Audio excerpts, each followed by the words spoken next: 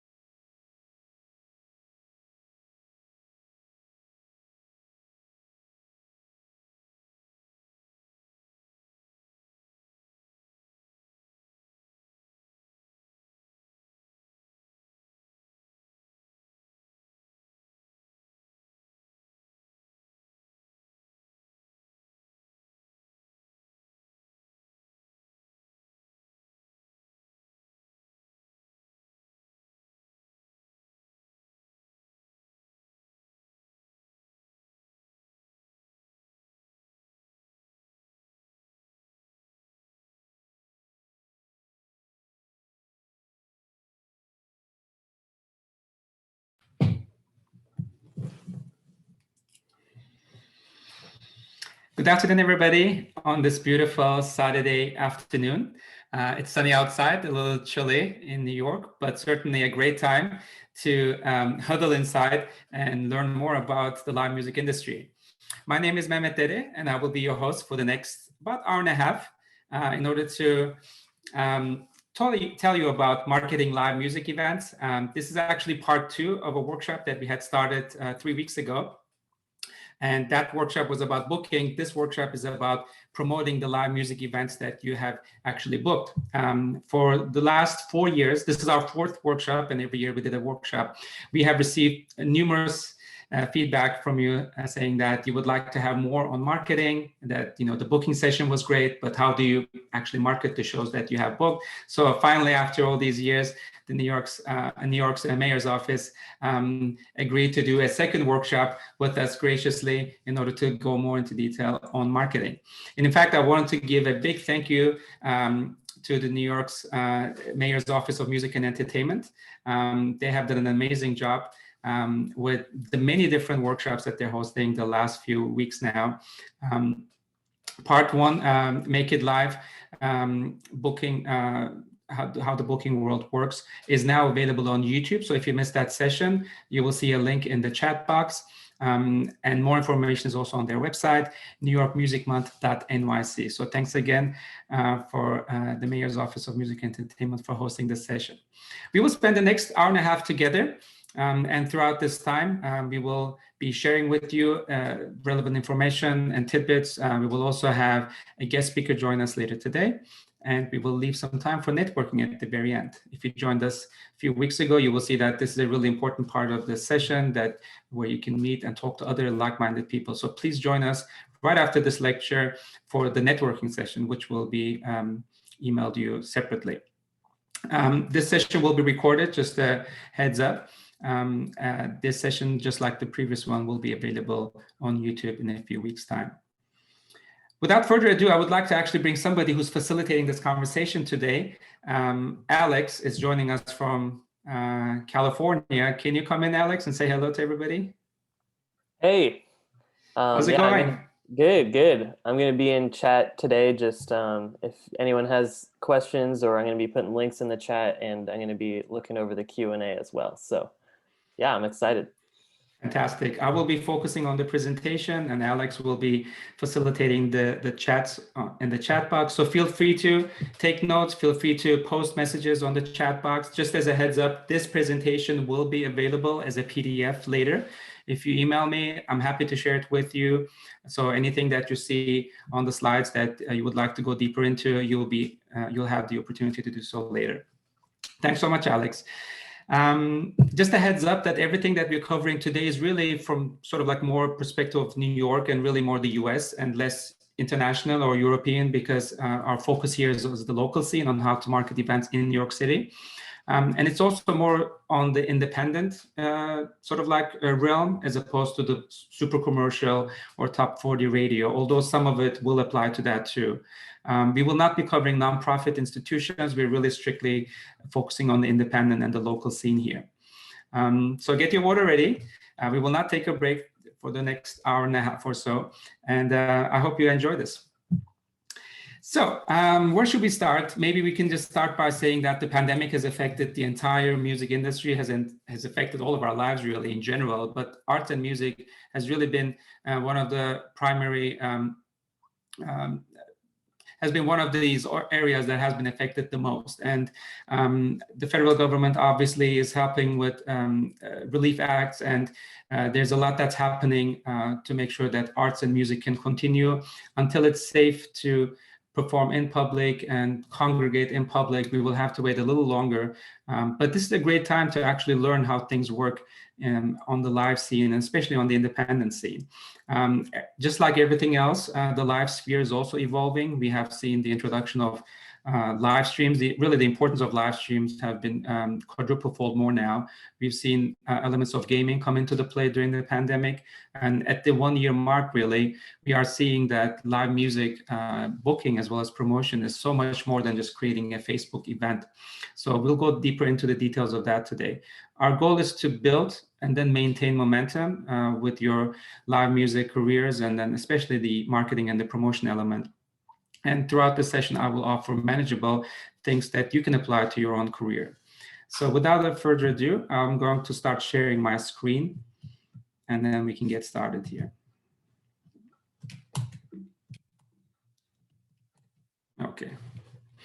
All right, so Grow It Live Marketing Shows to Your Fanbase is the name of our presentation today, and it will really just focus on the marketing side. So if you're interested in booking, that was the previous session. You can catch that on YouTube. Today, I'm going to give you an overview of how to market shows. We'll have the guest speaker come in and give his perspective, marketing shows, and then we'll have a Q&A, and then we'll have the networking session later today. Very briefly, for those who may not be as familiar with my career path, just so you can see what I have done in the past. I'm the programming director of New York music venue Drum. We are located in the East Village and have been there for the past 13 years. Actually, this is our 14th year. So next year, we're celebrating our 15th year, and we have done quite a number of shows, and I've seen what worked and what didn't work. So I'll be sharing with you experiences and observations from my own career path. I'm also a festival curator, and I curate the New York Gypsy Festival, which last year was live streamed and online. For the past 15 years, we have been presenting a lot of diverse music and dance also from around the world in New York City. Our work with the festival led us to become producers. Me and my partner produce tours in the United States and Canada for those acts that are playing in our venue in New York. So not only do we have them play in New York, we also tour with them around the country once they're in the United States. This is one of the bands that I work with called the Dole Foundation from England. Their music is based on the Indian music and dance of Bhangra. And then I'm an educator. I work with students on the college level, and I give a lot of workshops just like this in order to educate people and share with them my experiences in live music. So if the idea is to promote your shows that you have booked, obviously you want to have people there. In order to get people there, you really have to have a plan in place. And for me, the most important element is really planning your live show. And I'm not talking about the creative perspective. I'm really talking more from the perspective of how do you actually go out and use marketing strategies in order to promote the shows. I'm hoping and I'm expecting that the live performance from a creative perspective is already in place. This is a pyramid that I go back to often because I think it really encapsulates so much of what the live music industry is all about. It's from a book by Ari Hershand, who is a singer-songwriter himself. It's a really great book, and I do recommend this book to you. He breaks down he calls it the pyramid of investment, from those who engage with music at the streaming level, as you can see all the way down, to all the way up to the VIP level. And there are different gradients in between. So it's not really a black and white thing, right? It's not you're a fan or not. It's really, well, how engaged are you with the artist? So the easiest way is to stream music these days. All of us pretty much have an account with Apple Music or Amazon or Spotify, and we can taste the music sample the music by listening to it online. If we feel that we want to support more, then become music buyers. We either buy their vinyl or their CD, or we support them with downloads. We certainly want to make sure that the performer can continue on this path. And again, if we are a fan that wants to support them in a live setting, then we go to the concerts and we buy their merch. So as you can see, as you go up the food chain, you become more engaged with the performer. And that's what we're really trying to do here, right? When we book shows and we market them and we promote them, we really want to make sure that we engage with the fans more and more. So this just gives you sort of like a bird's eye view. And in fact, I'm going to start with the general, 10,000 feet view, and then I'm going to hone in on live music specifically. There are some misconceptions that I want to address here early on, because some performers think that whatever show they book, that all the shows are the same. In fact, they are not. And not only from the perspective of the venue size is different, but also from the perspective of the fans who are coming to this show might be different. Meaning that depending on the show, depending on the size of the venue that you're performing in, depending on the location, depending on the hour that you might be even performing, it's not the same thing. So you really have to take a closer look once you book the show, and really identify, well, what does this really mean? And how can I use my slot that day at the venue in order to bring in more people? For instance, you might be the opening band for a much larger band, which means that there will be at capacity crowds. Well, your view will be different on how you market that show. Even the copy that you write online will be different. If you are one of, let's say, 7 bands that are performing back to back to back at that venue for a half an hour set and then 15-minute changeover, and then the next band goes for half an hour, that's really not the same. You're just like basically sandwiched in between a larger slot. And those who come for the previous band might leave right after because they weren't there for you. So as you can see, you have to treat every show differently, and every show is not the same. Similarly, some people think that they have a great performance, they have a great show, and that people will come naturally. That's not exactly how it works. You are expected to put on a great show from the venue's perspective, from the promoter's perspective, but people will not come just like that. And this is the reason why we are studying these slides here. We really are trying to make a case of why people should leave their homes and come see you at the venue. You should probably be aware that the venue and the promoter will not be doing as much promotion as you will, meaning that the primary audience is really your audience. So if you don't take the initiative, and if you don't make the effort to talk to your audience to make sure that they come to the show, the venue and the promoter will not be able to bring as many people either. I always say that the primary audience is the fans, and then the promoter and the venue come in as additive support. Of course, we all do as administrators in the music business. We all try to help out the performer, but we also have another 10, 15, 20 shows that we're promoting simultaneously. It's important to get the timing right, and I see that some performers sometimes miss out on that. What do we mean by that? We mean that when you announce the show, that you should leave enough time to promote the event. You cannot announce the show 3 days before and then expect people to be there. Just like it doesn't make sense for you to announce a club show 6 months before. That's just way too long, too much time. I always say that the rule of thumb for a club show, meaning 100 people, maybe 50 people, maybe 150 people, is about 4 weeks to 6 weeks. That's a good time. So you want to make sure that you announce it 4 to 6 weeks ahead, and then gradually make your promotions, make them more intense as you get closer to the event date. You should definitely utilize your fan base. You should ask for their help, if need be. And I've seen artists do that, and they're quite successful in getting their fans to actually spread the word. That really helps with an organic growth. And it also really shows that people are there to help you beyond just attending. They're there to really spread the word for you. A lot of times I see performers not even having 1 or 2 guests on their list. Every artist is given a guest list, usually 10 to 15.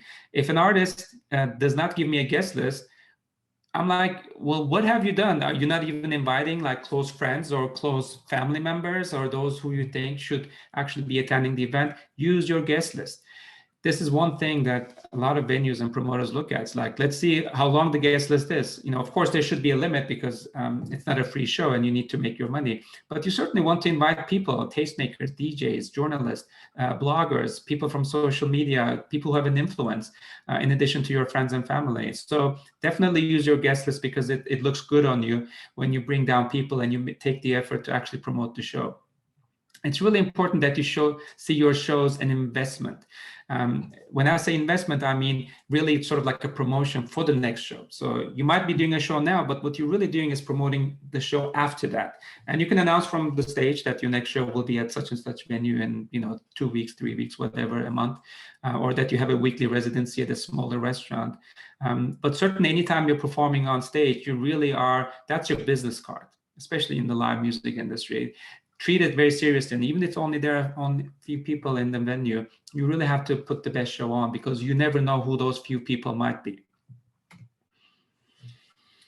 Speaking of sort of like 10,000 feet view, in order to reach fans, we really need to understand the nature of the fans, and this is marketing 101 really. You really start with strangers, meaning just anybody out there. But those people are not all your audiences. That's not really what you're going after. You want them to actually become, the next step is customers, customers of your music. But even customers sounds, too maybe financially or too much sort of like broad view. You really want fans. That's what you really want. So of course, compared to the number of strangers, the fans are much smaller, but those are the ones that will really help build your profile. And here you can see that you can reach strangers by paid advertising, such as billboards and TV ads and all that. But at that point, they're not really your customers. You kind of, in quotation, own them.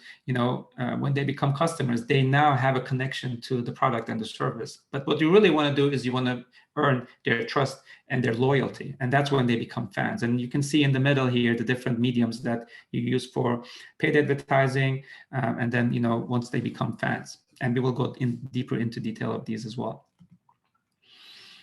In fact, let's review the sort of like mass media communication channels that are out there.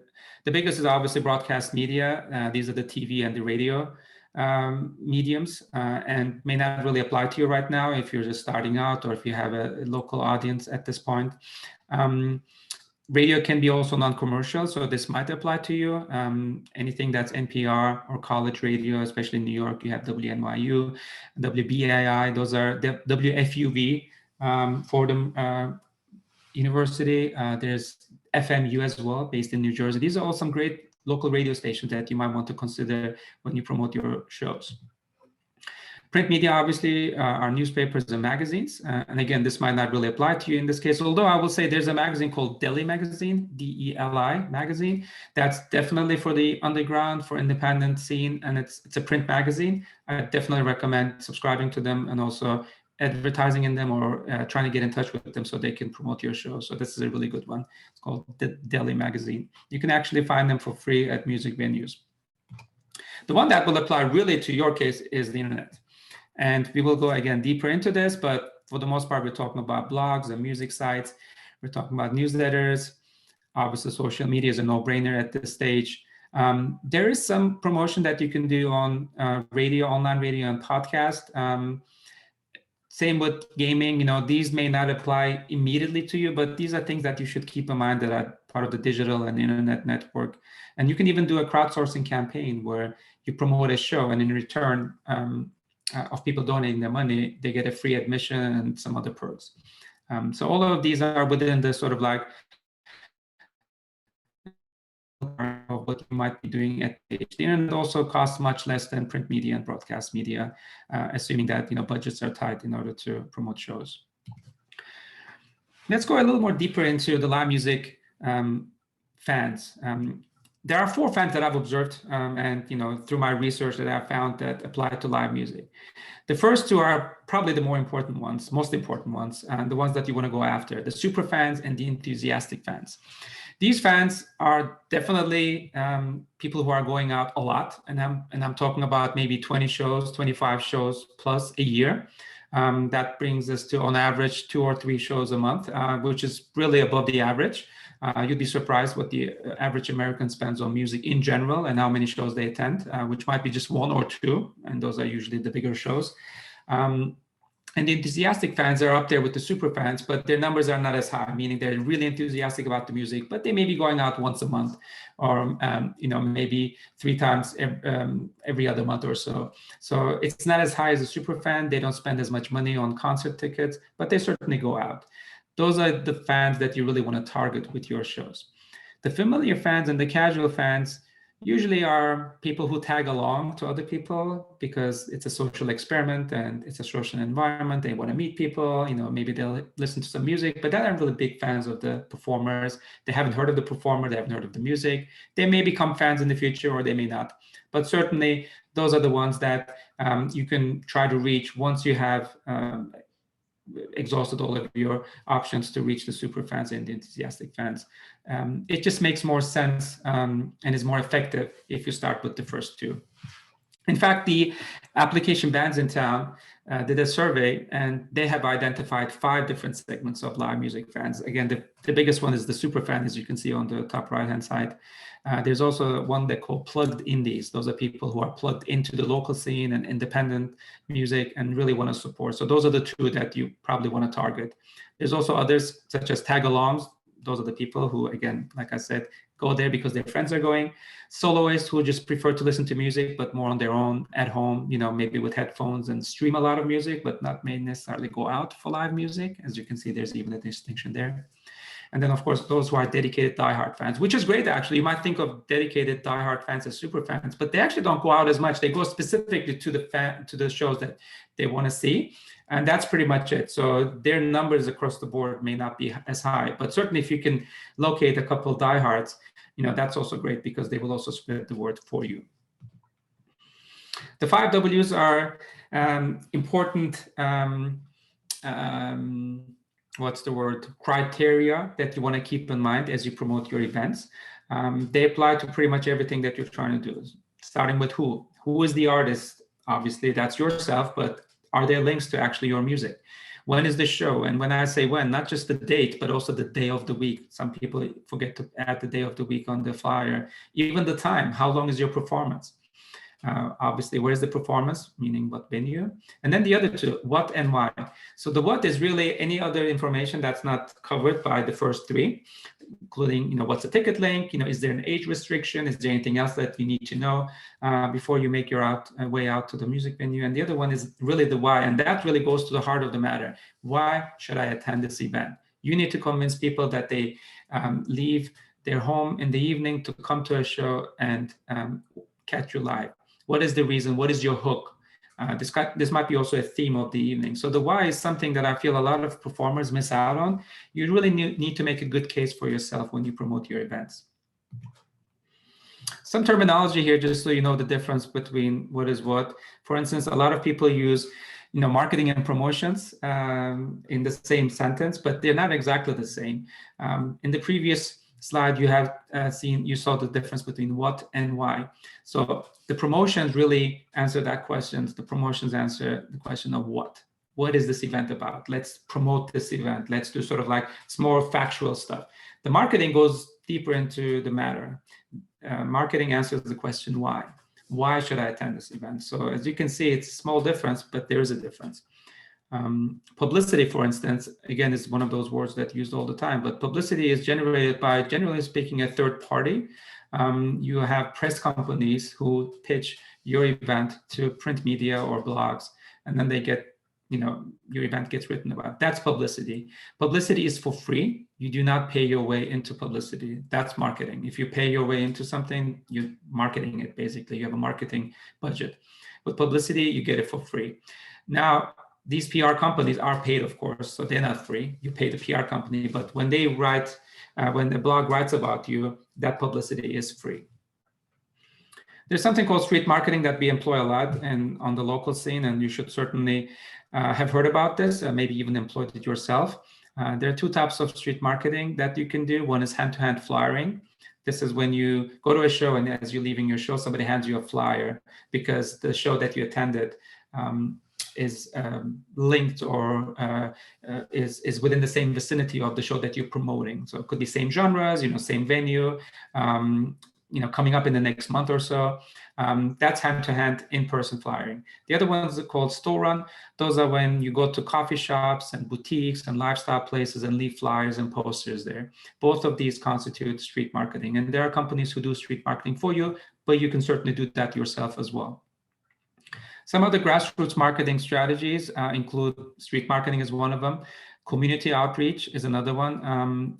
This is when you actually try to locate partners in the community to work with in order to bring more people to the event. And you can partner with them and they can be a co-sponsor, or they can just send out an email on your behalf, or you can be included in one of their newsletters, from our friends section at the bottom of the newsletter, or they might retweet one of your posts.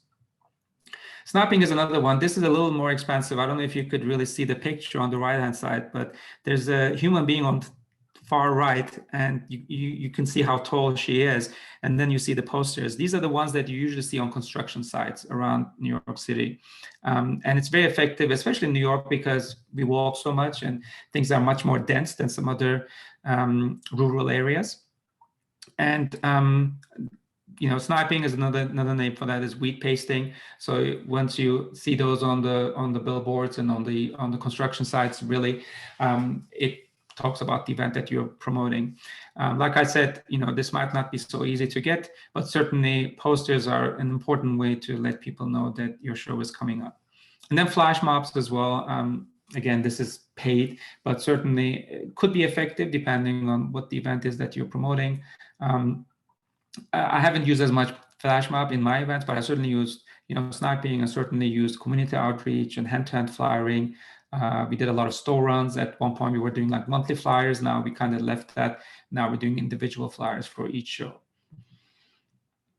But the most that we do, obviously, is online marketing. So let's see how you can identify your audience, because this is going to become very important for you in order to understand how you can slice up the information and then start your marketing campaign. First, you define your target audience. You can start with your genre. You can also look at different age groups, different ethnicities. You can look at people who might enjoy one particular type of music over another and why they enjoy this type of music, and try to go after some locations that would be amenable to that. You're really segmenting your target audience. You're not just saying, okay, mine's sort of like, one size fits all. In fact, I have 5 different groups I need to target. These are the 5 groups. Once you understand what those markets, those sub-markets are, you're trying to differentiate yourself by your selling points. Why should people attend my event? You try to come up with a narrative to explain to these, let's say, 5 subgroups as to why they should be coming to this event. You work on your packaging, which is really your flyers and how you put things together. It could be a teaser video, could be anything that's visual, because we live in such a visual society today. We respond easier to visuals, and Instagram is such a great example, and the success of Instagram is great. Same thing with TikTok, by the way. This may not apply to your music, but these are really visual, short engagement methods with people to let them know of what you are doing. And of course, pricing is important. If your show is $10 worth and you're charging $20, it's not really going to fly. So just make sure that you get the pricing right when you identify your audience. And this goes back to the question of what is the economic means of the people that you're trying to target. Once you have understood this, now you can put together your marketing plan, and you start with a budget.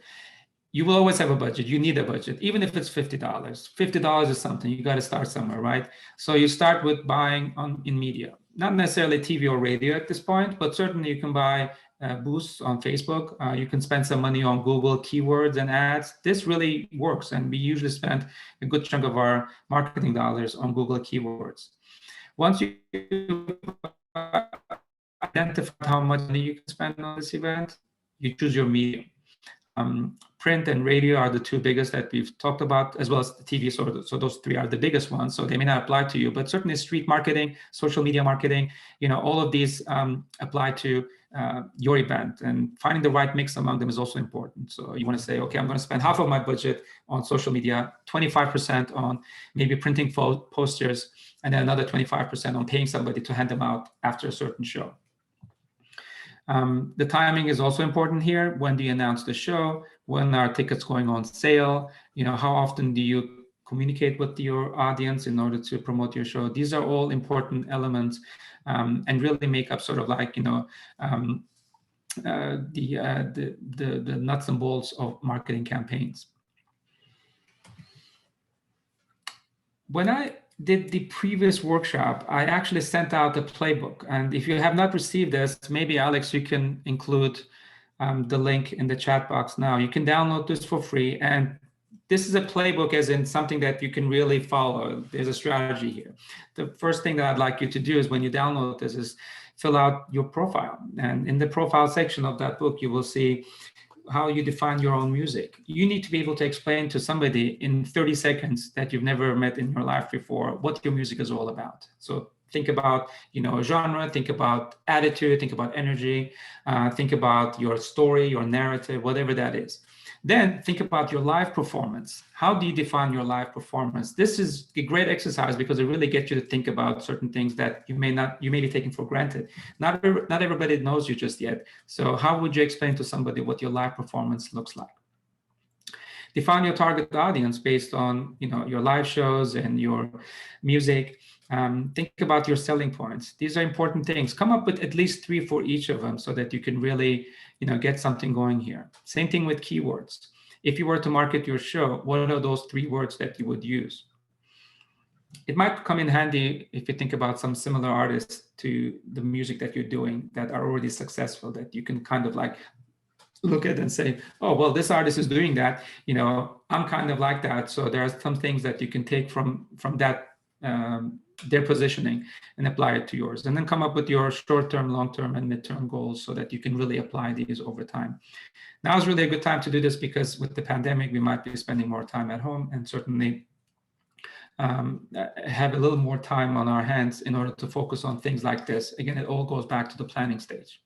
There's also a step-by-step how to build an artist profile in the same book. And this one is more about the booking, but also entails some parts of marketing as well. This is a mind map that we use at Drum, and it might look kind of confusing, but I'll just break this down for you so you really understand the venue's perspective. What is the venue doing for the artist performance? So as much as what you're doing, if there's an editor force to come in and help support these shows, it's always obviously recommended. It's always welcome. So this is what we do at Drum as an example.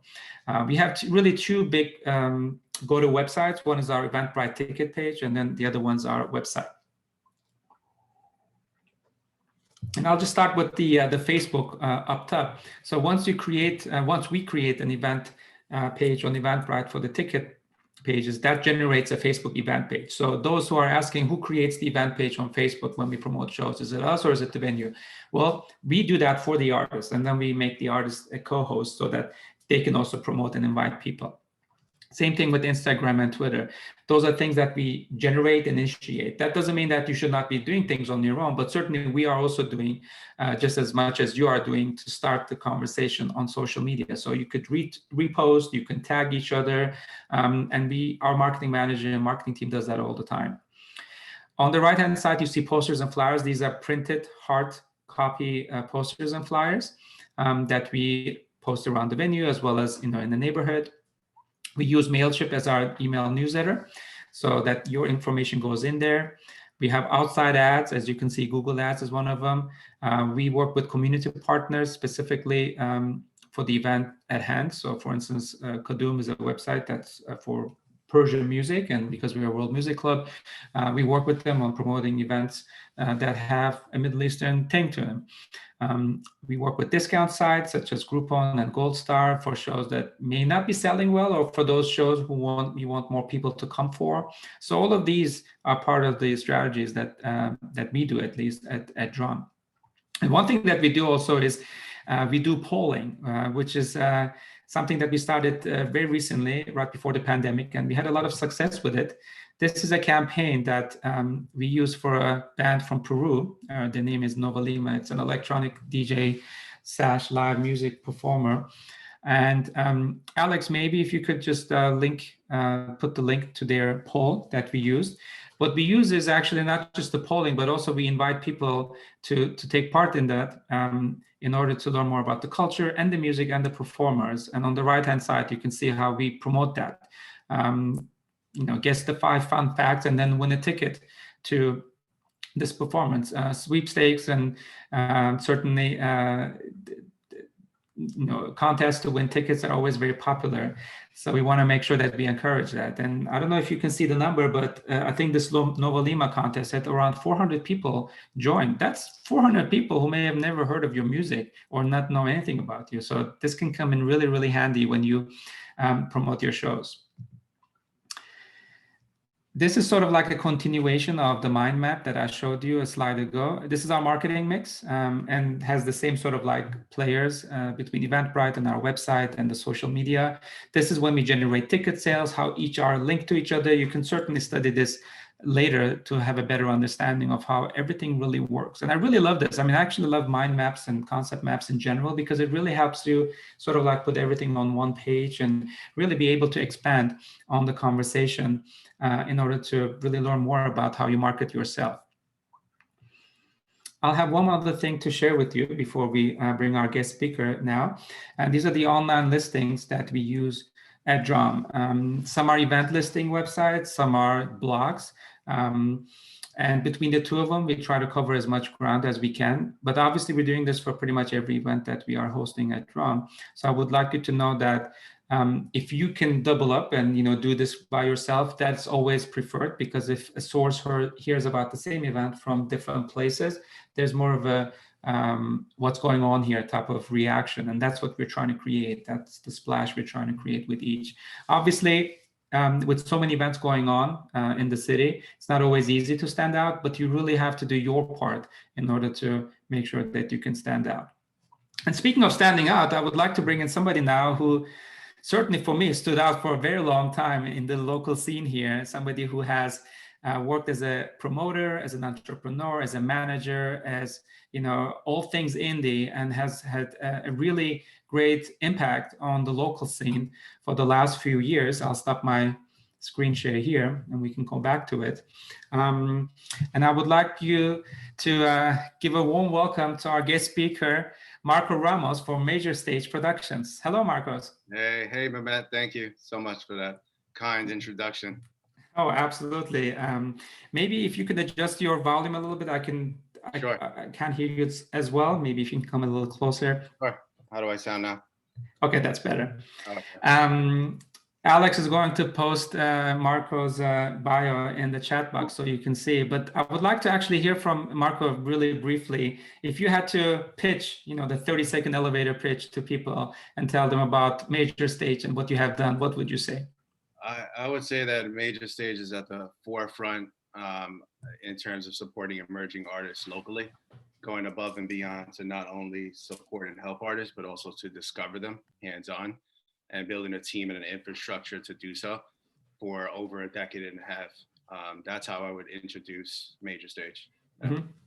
Fantastic. And you and I worked together many times. Hopefully we'll go back to our collaboration and partnership after we safely resume concerts. I'd like to start by asking you, when you book local performers, and you work with a lot of different local performers, what is your expectation as far as the artist promoting their own show?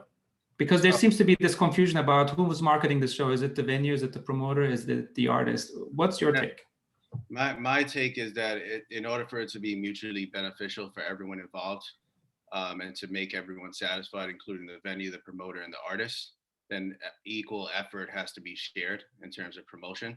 And each entity has to engage their audience. So I would say that it's probably more important for an artist to promote themselves than anyone else.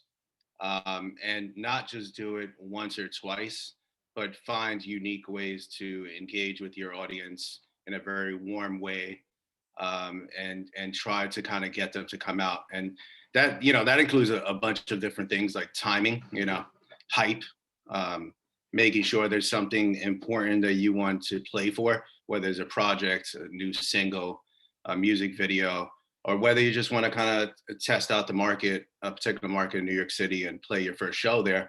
Then you got to find unique ways to engage your audience and promote. So yes, promoting from an artist, the most successful shows we've had in over a decade and a half are always the ones where the artist is equally as excited as the promoter or the venue. 100%. That's a very good point. You really need to create that excitement and that splash for yourself to begin with, let alone other people. And if you're not doing the work, then, it's a bit too much to expect that from the venue and the promoter, certainly at this stage, because you're trying to build the fan base. What are the top 3 most impactful strategies that you have employed as Major Stage that you know works really well? For Major Stage as a promoter, yes. Yeah, I would say that the 3 major things would be consistency, and allowing yourself to make mistakes and kind of learn as you go, and learn from those mistakes as quickly as you possibly can in order to pivot and make those adjustments, whether that be the way you promoted the shows through social media, whether it's using video assets versus picture assets, whether it's adjusting the price points for your shows, whether it's how you curate the bill, paying attention to the data that suggests the day of the week, the time of the show. So I think the most important thing is to allow yourself to make mistakes and learn what kind of works and doesn't, but try a little bit of everything. Social media, word of mouth, flyers, you name it, pretty much all of the above. Anything you could possibly do, you should do. That's great. And in fact, we did talk about all of these, in the previous segment. So I'm really happy that you're doubling down on these, because these are really essential tools that we need in order to promote events. And in fact, I really liked how you mentioned consistency. That's so important, that if you're not consistent with your promotions, again, it goes back to the idea of your next show is really an investment for the show after that. You're really promoting all these shows back to back to back. So don't think of it as a standalone event that exists in a silo. It never does. It's sort of like a continuation. You're trying to build something. Absolutely. And I also really loved how you say that we should learn from our mistakes, and that artists should do, because there's always better things to do. There's always more effective ways to do. Absolutely. And unless you reflect back on the previous campaign, then you will never really know what worked and what didn't work, and then you can really build from there. Yep, absolutely. 1000%. Wonderful. And by the way, if you have any questions for Marco while we have him here, and Major Stage and everything else that he has done, please put them in the chat box. We'll have Alex read them in a few minutes. I have a few other questions for you, Marco, while I have you here. I know you're a busy man, and you have many different aspirations. In fact, you started a new branding company. If you can talk about what you do with that company and how you can help performers sort of like go to the next level. I would Yeah, appreciate that. definitely. Overnight is a subsidiary company for Major Stage, where it's just something over the last decade and a half we noticed. One slice of the pie is live performance, but there's so much more that kind of goes into it, and oftentimes that's neglected. Once an artist feels like they made amazing music, they oftentimes don't think about the full strategy and what that looks like in creating viable business plans for themselves and understanding what a real strategy, what type of effort it's going to take. Most importantly, financing and funding their career, especially when they're first starting off, and then understanding what to do with those funds is even more important, because a lot of times we notice this just from experience, artists will spend a ton of money into the music creation, into the music video, and then nothing left to market the music or the music video. So Overnight is a company to help the artists or entities or labels understand that branding, consistency, strategy, and what you do matters more than, or equally as important as, creating the music. So that's Absolutely. Overnight is a service provider for that, in terms of helping you distribute your music properly and kind of get the ball rolling for long-term planning, etc. Mm-hmm. Since you work with so many performers, I wonder if you can maybe name drop two or three that you feel have done an amazing job promoting themselves and really getting in front of people and really being able to stay consistent throughout their careers. Yeah. I mean, the best example I would say is two. One is Joyner Lucas, who's an artist that we booked for the very first time in New York City, where he figured out what his cadence was, and that was that he was really talented in bringing his music to life via music videos. So he directed his own music videos, and he really leaned into that creative aspect of his music video. So he put all the emphasis on the music video and being just very creative, and just thinking very outside the box, and kind of made a name for himself, and eventually created this narrative where people expected nothing but an amazing music video with everything he released, and his name kind of buzzed around, and great things happened for him, and now he's a pretty established artist at this point. And the second artist I would say is an artist on our roster, actually, Amber Ryan. We started working with her a year and a half ago. And she had a lot kind of going for herself. She's an amazing artist and producer. But she's been able to figure out her path and her voice, and what type of impact she wants to make as a brand. And if you check her out, she has like her consistency across social media, whether it's on Instagram Reels or on TikTok or on YouTube, is just so like the synergies there, and it speaks to a specific audience. And I think those are things that take a lot of work to really kind of do like an inventory check on who you are as an artist, what you stand for, what you're actually really good at. If you're not really good at something, outsource it. But if you're really good at something, lean into that. So I think all the artists that found a lot of success in music have figured out what their cadence is, and leaned into whatever they're really good at. So if you're an amazing singer and you can shoot a video in your bedroom, then you should do that, and not expect people just to listen to your music. Yeah. That's actually really wonderful, and again ties into, you use the word cadence. I use the word what's your story, but it's sort of like the same really. The idea is that what are you really good at, and what is it that you can push forward. If you fill out the sticky notes on the plague book that I was referring to earlier today, one of the things is, how do you define your music? How do you define your live performance? These are all things you need to constantly think about and try to get better at, and really not just get better at creatively, but also get better at communicating with your fan base, because this is how you really build. Absolutely.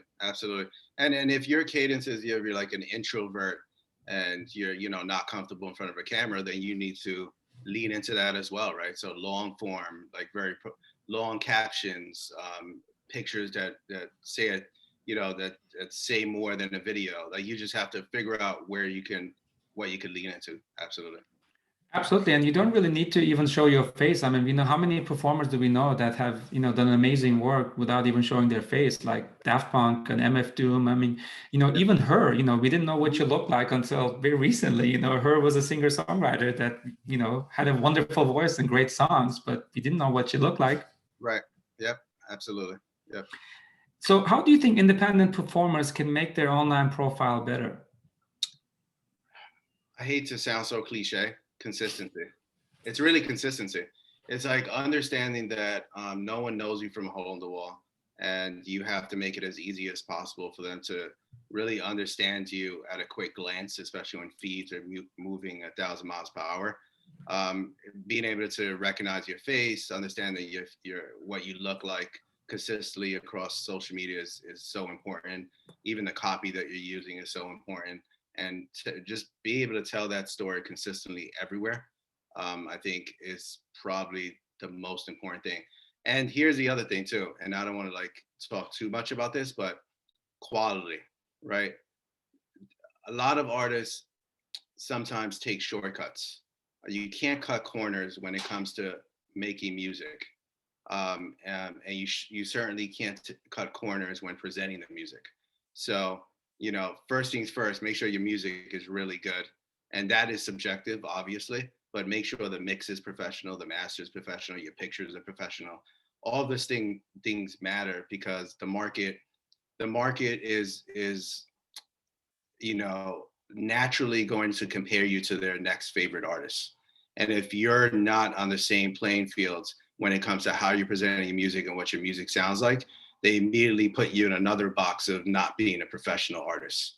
So I think being able to model your brands after someone else's and not copying, but modeling, meaning making sure that your stuff is at the same standard, I think is probably the most important thing. And then consistency. Yeah. Absolutely. Fantastic. Maybe we can take a question or two. Alex, do we have anyone that has any specific questions for Marco while he's here? No, we don't have anything specific yet. Okay, I believe somebody raised their hand. If you could maybe put your question in the chat box, and then we can direct that to Marco. And while we wait for that person to do that, Marco, when do you think we will go back to live performances in person? Oh man, that's a loaded question. I had hoped that it was a lot sooner, but maybe I don't know. Maybe the fall. Maybe the fall that could happen. But hopefully, I think the most important thing, and one of the reasons why Major Stage hasn't rushed into anything, even when we had some opportunities here and there to do so, is because the safety of people is just so important. And our brand is a brand that's been around for a long time that we just want to come out of the gate stronger, bigger, better than ever, and make sure everyone's safe at the same time. So no rush, but hopefully soon. Hopefully the fall, spring. Summer, maybe, who knows? Summer is really nice. You're really optimistic, Mehmet. I like that. I try to be optimistic at this point at the 1 year mark, being closed down for so long. It's very difficult for venues. It's also difficult for promoters and difficult for artists. We're all in this together. Absolutely. Even if it's like limited capacity, I'm sure it helps for sure. So there's a couple of questions coming. Alex, do you want to pose them to Marco? Sure. Yeah, we got one in from Rachel asking. She was intrigued by your office vlogs and was wondering, how do artists get these, and do you reach out to the artists, or do they reach out to you? Yeah. It's a little bit of both. We have a team. Evan he's a booking director, Evan Biss, on our team. He does a lot of the outreach, but we also have an email and a contact form on our website, which we don't ignore. We actually read the emails that come in and submissions. So we're just an email away, pretty much. It's contact@majorstage.com. Awesome. And then we've got one from Sina. I hope I'm pronouncing that right. So when it comes to the way venues evaluate new artists on the scene, is there something that will make a venue not want to work with the artist again? What are some things we must be careful about? Well, so that's a great question. We want to make sure that definitely they're professional. I could say that much. Not doing things illegally on their feed, presenting themselves in a way where we feel comfortable enough to reach out and bring them in to a venue and feel even more comfortable with the type of audience that they're going to draw and attract to a particular venue. So social media and the feed and how they carry themselves is really, really important, for sure. I would like to echo that sentiment as well, that being professional is so important. And it's also your reputation. When you burn bridges with anybody, that will have consequences and that will have other effects that you may not see immediately. This is a very small industry, especially when you talk about the local scene, as big as the city New York is. The scene is very small, and Marco knows that because we keep running into each other. So, it evolves around the same people, and it's the same with artists as well. If a venue treats an artist bad, that will get around. So it's on both ends for both the venue and the promoter and the artist to all treat each other very respectfully and be professional about it. Yeah, just be mindful of how and when and what you do on social media.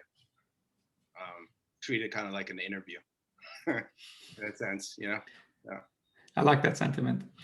I think there's one more coming in, right, Alex? Yeah, so this one's from Mary. If a venue doesn't respond to a few requests to play there, should you let it go, or is there something else you can do? Well, I think we can expand that onto to promoters as well. If you try to contact the promoter and the promoter doesn't respond, what should they do, Marco? And then I'll give my 2 cents after that. I think you should definitely follow up. First of all, make sure that initial email is super thorough. In terms of like what your intentions are, why, when, how, the date, the time, reason why you want to play, reason why you want to do a show. Make sure you do your research on the promoter or the venue. And if you don't hear back, it just could be, that, a promoter or a venue got really busy that week. I mean, we were doing 30 to 40 shows a month in New York City. So as you can imagine, we got a lot of emails, but not following up too soon. So here's the thing. 7 days, minimally, maybe. No less than 7 days. You should follow up with a promoter, or 2 weeks later. Should definitely follow up, and make sure if you want to play a show that it's not for this weekend. Don't reach out, don't email us today for tomorrow to play tomorrow. Think about everyone's schedule being really busy, especially venues and promoters, and we plan ahead. So it should be like minimally 30 days out, 90 days out is when you should be contacting a promoter. Excellent advice, and I wholeheartedly second everything that Marco said. In fact, this came up in our presentation today. Getting the timing right is not always easy, but like Marco said, not too soon, not too far out. Certainly, if you have emailed 3 or 4 times and they're not getting back to you, that's a dead end. I wouldn't really, push any more than that. But you can try a second time. We all get busy. We all get literally hundreds of emails a day, inquiries and submissions. Yeah. So sometimes we just miss out on stuff. So there's nothing wrong with following up. You should follow up, and you should leave some time in between those two so that you can make sure that there's enough time that has passed. This is all about planning, right? You're trying to plan every step of the way here. So sticking to that plan would be of best advice at this stage. But you should never be afraid to email and again. I just don't respond to calls as much, and I certainly, if they show up at the venue, to say I sent you an email, that's not very effective to me. If you meet somebody at a venue for a potential show in the future, that's totally fine. There's nothing wrong with that. So I think these are some things that you just might want to watch out for. Yeah. Fantastic. Thank you so much, Marco. It was a pleasure having you here, even very short. Your advice and your experience is wonderful, and that the fact that you're sharing with other people is really, really appreciated. Thank you so much, and best of luck with your future events. Thank you. We'll see each other soon. Hopefully by the summer, like you predicted. Fingers crossed. Fingers crossed. Have a good one, guys. Okay, take care, Marco. Bye. All right. Thank you so much for those questions. I will have a little more time at the end to respond to a couple more questions. I have a few more slides that I want to finish up here, and then we can open the session up for a networking session, and then we can all get to know each other a little more. I want to talk about very briefly about regional touring. The reason why I'm bringing this up is because as you market yourself, you can go beyond the local scene. There's a concept called city swap. And this, I feel, is very effective for especially up and coming performers. What you do is basically you identify another performer in another city. So I'm going to share my screen here with you. So you can see a map of the United States. And these are different regions. But let's say you're based in New York and you identified a band in Connecticut. And this band in Connecticut has an audience in Hartford or New Haven, and they're doing shows to 50 to 100 people.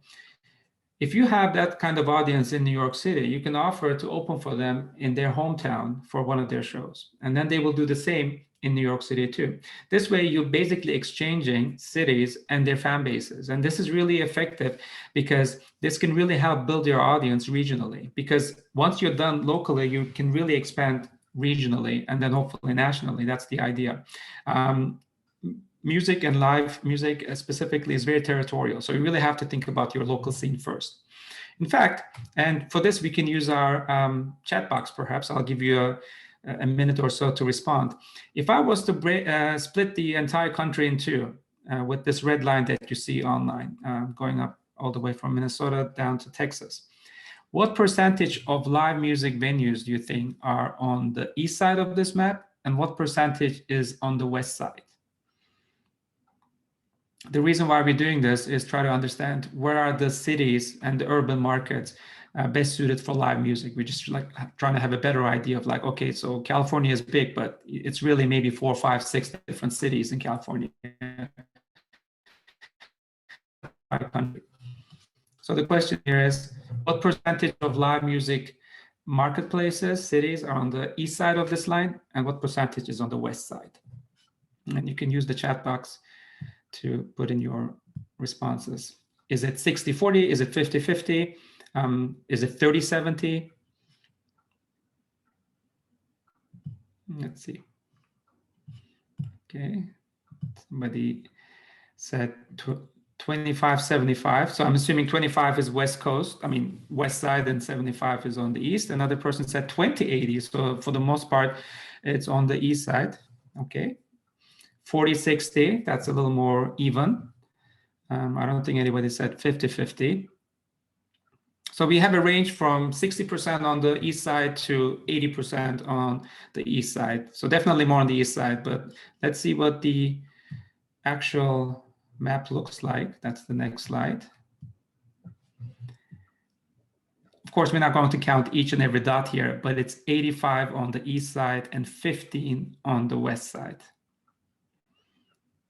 It's pretty remarkable, isn't it? So this really tells me that most of the live music capitals, or rather scenes for live music, are on the east side of this line, which means that you could really tour to these cities, and these are all within, a lot of them are within driving distance. Like if you especially look at New York, we have so many urban centers around here in Jersey, in Pennsylvania, Connecticut, Massachusetts, even going up to Toronto is drivable distance from here, 6 or 7 hours.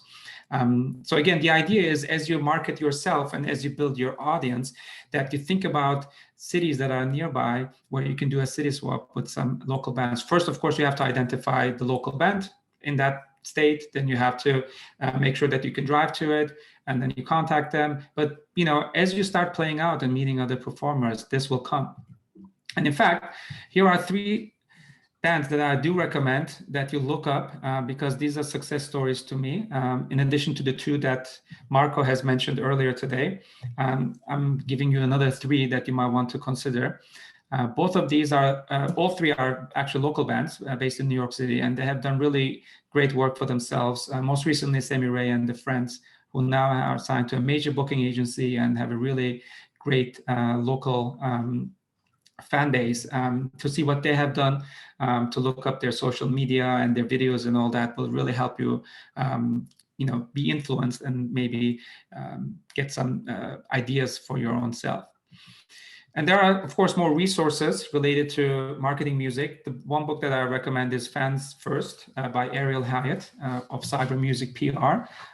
In fact, she is the author of many different books and a great colleague of mine. She really, doubles down on building fan bases online and offline, but doing everything local and independent. Ari's book is also great. I've referenced that before. Ted Lathrop's book is really one of the most sort of important music marketing books that have been on the shelves for many years. And then, of course, blogs. I do recommend that you check out blogs regularly, including CD Baby's blog, TuneCore, and Sonic Beats. These are really musician-friendly, independent-friendly resources for marketing specifically, but really in general for music. So key takeaways. Takeaways here: educate yourself, do your research. Planning is number one here. You really need to plan out your future. You have to be a little patient because it takes time for these kind of things. But if you're committed, there's no reason why you can't do this yourself. Here's my contact information if you'd like to get in touch with me, my email and phone number.